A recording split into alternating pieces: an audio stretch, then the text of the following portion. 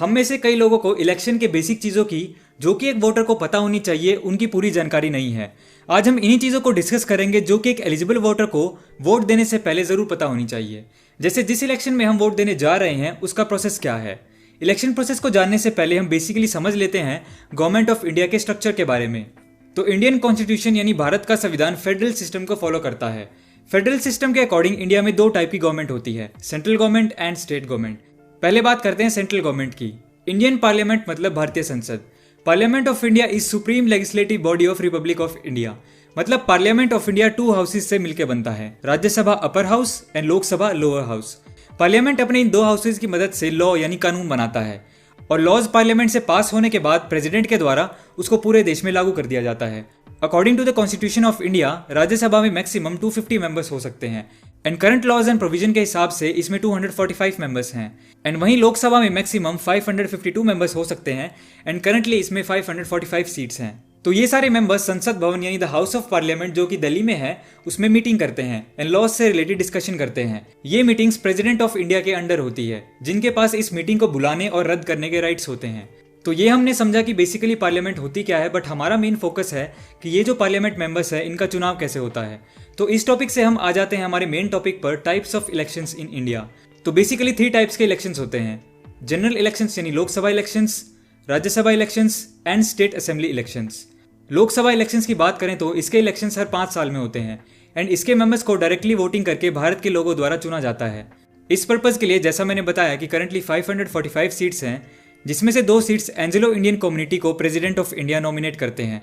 तो बची सिर्फ 543 सीट्स जिनके लिए वोटिंग होती है। तो इन सीट्स को हर एक स्टेट को अलग अलग एरिया में डिवाइड करके नंबर ऑफ सीट्स एलोकेट कर दी जाती हैं एंड हर एक स्टेट की लोकसभा सीट्स फिक्स्ड होती हैं जो कि पॉपुलेशन के अकॉर्डिंग डिवाइड की गई हैं। फॉर एग्जाम्पल 2014 जनरल इलेक्शन में दिल्ली में 7 लोकसभा सीट्स थी एंड यूपी में सबसे ज़्यादा 80 सीट्स थी, क्योंकि यूपी की पॉपुलेशन सारी स्टेट में सबसे ज़्यादा है। अब इन सब सीट्स के अकॉर्डिंग हर एक एरिया से उस सीट के लिए कैंडिडेट्स खड़े होते हैं जो कि अलग अलग पार्टी को रिप्रेजेंट करते हैं। वोटिंग होने के बाद जो भी पार्टी 50% से ज़्यादा सीट्स जीत जाती है उस पार्टी की सरकार बन जाती है। मतलब 543 सीट्स में से एक पार्टी को मेजॉरिटी यानी बहुमत से जीतने के लिए 50% से ज़्यादा सीट्स चाहिए होती हैं, जो कि होती है 272। फॉर एग्जाम्पल 2014 में बीजेपी ने लोकसभा में 282 सीट्स जीती थी एंड एनडीए से मिलकर टोटल 363 सीट्स, जिससे उनकी पार्टी जीत गई थी। उसके बाद जो विनिंग पार्टी का लीडर होता है वो प्राइम मिनिस्टर अपॉइंट कर दिया जाता है। ये लोकसभा मेंबर्स जो मेजॉरिटी में हैं वो वोटिंग करके प्राइम मिनिस्टर सिलेक्ट करते हैं। आने वाले लोकसभा इलेक्शंस अप्रैल एंड मई 2019 में होंगे। अब बात करते हैं अपर हाउस की यानी राज्यसभा की।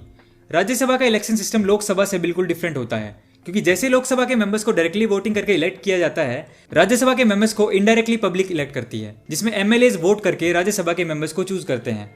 राज्यसभा में 250 मेंबर्स होते हैं, जिसमें से 238 मेंबर्स को अलग अलग स्टेट्स एंड यूनियन टेरिटरीज के एमएलएज इलेक्ट करते हैं और बाकी 12 मेंबर्स को प्रेसिडेंट ऑफ इंडिया अपॉइंट करते हैं। कंडीशन ये है कि इन 12 लोगों को आर्ट्स, साइंस, लिटरेचर या सोशल सर्विस में स्पेशल नॉलेज एंड एक्सपीरियंस होना चाहिए। For example Sachin Tendulkar and actress Rekha को 2012 में इसके अंडर नॉमिनेट किया गया था। हर एक स्टेट की राज्यसभा सीट्स फिक्स्ड होती हैं। एक स्टेट कितने राज्यसभा मेंबर्स भेज सकती है ये उसकी पॉपुलेशन पे डिपेंड करता है। हर राज्यसभा मेंबर्स 6 साल तक के कार्यकाल में रहता है और इसमें 1/3 सीट्स के इलेक्शन हर 2 साल में होते हैं। तो राज्यसभा के इलेक्शंस के लिए एमएलएज यानी विधानसभा के मेंबर्स एसटीवी सिस्टम यानी सिंगल ट्रांसफरेबल वोट सिस्टम के जरिए राज्यसभा के मेंबर्स को चुनते हैं। ये एसटीवी सिस्टम थोड़ा कॉम्प्लिकेटेड होता है, अगर हम इसको अभी समझेंगे तो वीडियो बहुत लंबा हो जाएगा, इसलिए अभी के लिए हम इसे छोड़ देते हैं और हम चलते हैं अपने अगले पार्ट पर, जो है विधानसभा इलेक्शंस यानी स्टेट लेजिस्लेटिव असेंबली। तो विधानसभा इलेक्शंस मतलब एक स्टेट में विधानसभा के मेंबर्स यानी एमएलएज को जनता वोटिंग करके इलेक्ट करती है। लोकसभा की तरह हर एक स्टेट की विधानसभा सीट्स भी फिक्स्ड होती हैं। अलग अलग पार्टीज के कैंडिडेट्स एक पर्टिकुलर स्टेट के अलग अलग एरियाज में इन एमएलएज की सीट्स के लिए चुनाव लड़ते हैं।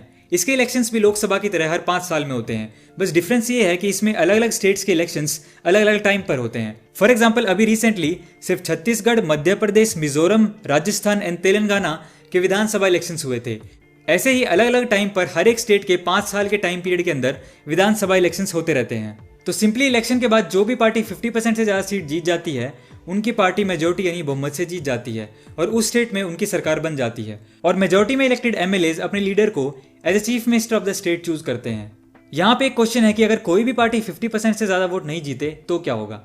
इसका एक एग्जाम्पल है 2013 में दिल्ली के विधानसभा इलेक्शंस, जिसमें टोटल 70 सीट्स हैं, जिसमें इलेक्शन के बाद बड़ी पार्टीज ने, बीजेपी ने 31 सीट्स जीती थी, आम आदमी पार्टी ने 28 एंड कांग्रेस ने 8 सीट्स।